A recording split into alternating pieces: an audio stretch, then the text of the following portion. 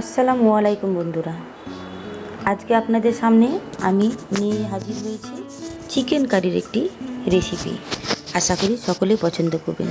প্রথমে আমি বাজার থেকে 1 কিলো চিকেন কিনে ভালোভাবে ধুয়ে তাতে নুন এবং হলুদ মাখিয়ে নিয়েছিলাম। তারপরে ওভেনে একটি কড়াই বসিয়ে বেশ কিছুটা তেল দিয়ে দিলাম।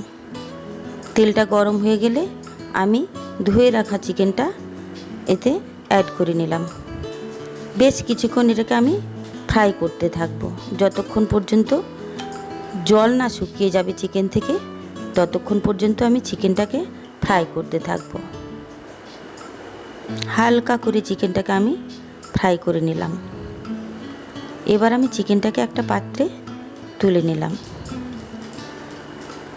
তারপর কড়াইয়ে আবার বেশ কিছুটা তেল দিয়ে আমি এতে 2টি তেজপাতা এবং কিছু গরম মশলা আমি অ্যাড করে নিলাম। এটাকে আমি একসঙ্গে ভেজে নেব। এটা ভাজা হয়ে গেলে 4টে বড় সাইজের পেঁয়াজ আমি কুচি করে কেটে রেখেছিলাম, সেটা আমি অ্যাড করে দিলাম। সেটাকে আমি বেশ কিছুক্ষণ ফ্রাই করে নেব। পেঁয়াজটা কিছুক্ষণ ফ্রাই হয়ে গেলে আমি এতে অ্যাড করে নেব 1 টেবিল চামচ আদা বাটা এবং 1 টেবিল চামচ রসুন বাটা। তারপর সবগুলোকে আমি একসঙ্গে ফ্রাই করে নিতে থাকবো। একসঙ্গে ফ্রাই করতে করতে এটা যখন ফ্রাই হয়ে যাবে তখন আমি এতে আবারও স্বাদ মতো লবণ এবং কিছু গুঁড়ো মশলা, লঙ্কা গুঁড়ো, জিরে গুঁড়ো, ধনে গুঁড়ো, হলুদ গুঁড়ো সবগুলোকে আমি একসঙ্গে অ্যাড করে নিলাম। সবগুলোকে আমি একসঙ্গে ফ্রাই করতে থাকবো। এটা ফ্রাই না হওয়া পর্যন্ত আমি এতে আর কোনো কিছু অ্যাড করব না। ফ্রাই হয়ে গেলে এতে আমি আবার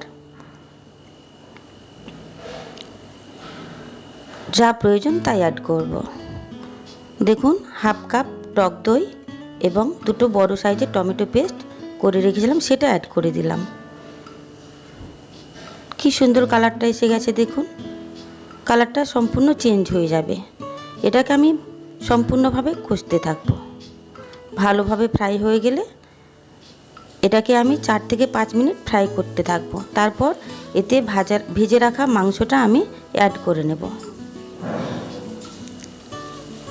এটাকে আমি বেশ কিছুক্ষণ 5 থেকে 7 মিনিট ফ্রাই করতে থাকব।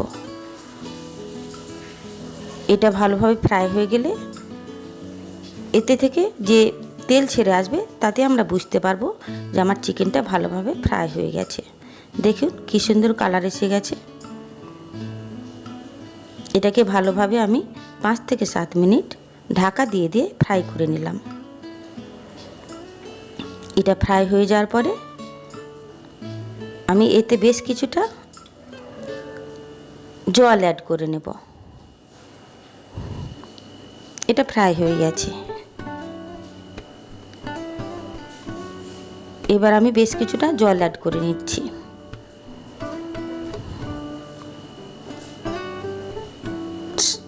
স্বাদ অনুসারে আপনারা জল অ্যাড করতে পারবেন। যেমন গ্রেভি খাবেন তেমনি আপনারা জল অ্যাড করবেন। তবে আমার মতে বেশ কিছু জল অ্যাড করলে হবে না, অল্প পরিমাণে জল অ্যাড করবেন। দেখুন কি সুন্দর এটা 5 থেকে 7 মিনিট ফুটিয়ে নিয়েছি আমি। কি সুন্দর এটা কালার চেঞ্জ হয়ে যাচ্ছে। তারপরে এতে আমি বেশ কিছু গরম মশলা এবং ভাজা গোলমরিচের গুঁড়ো আমি অ্যাড করে নিলাম। এতে স্বাদ অনেকটা পরিবর্তন এসে যায়।